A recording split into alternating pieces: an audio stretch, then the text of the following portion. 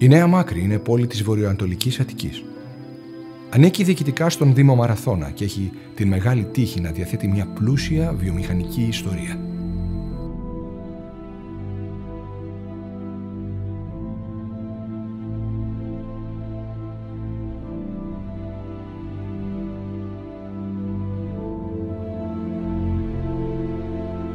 Το επιβλητικό κτίριο του εργοστασίου πορσελάνης δεσπόζει στο κέντρο της πόλης.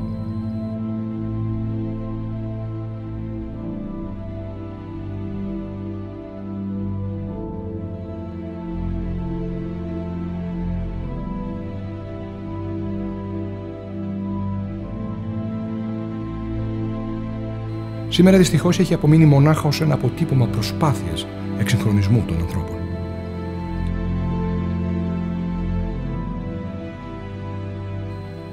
Το εργοστάσιο χτίστηκε το 1950 από τον Χαρίτωνα Τριανταφυλόπουλο και άρχισε να λειτουργεί το 1952.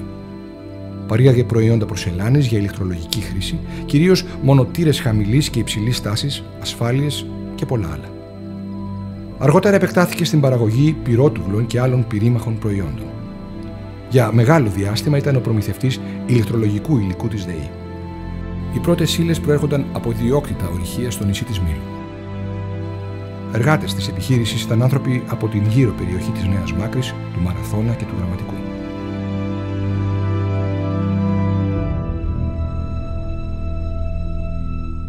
Ναι, αυτό το εργοστάσιο ήταν η χαρά της περιοχής.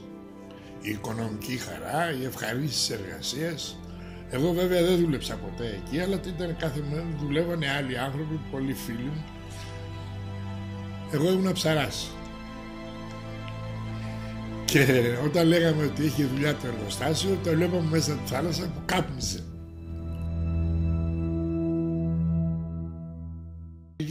Είχε μεγάλη παραγωγή, ήταν το μοναδικό εργοστάσιο στα Μεσόγεια όλα και η παραγωγή του ήταν τεράστια.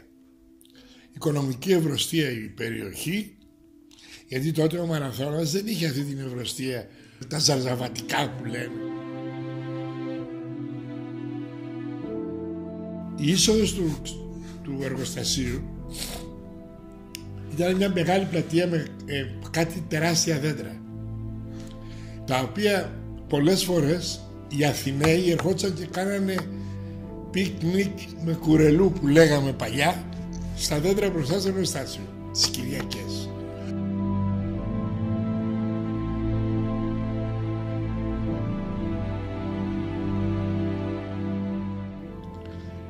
Με τα θλίψεις μου έκλεισε το εργοστάσιο και κλείσαν και τα όνειρα της περιοχής τότε. Αλλά ανοίξανε τα όνειρα του Μαραθώνα, σκάψε βάλε μαρούλια.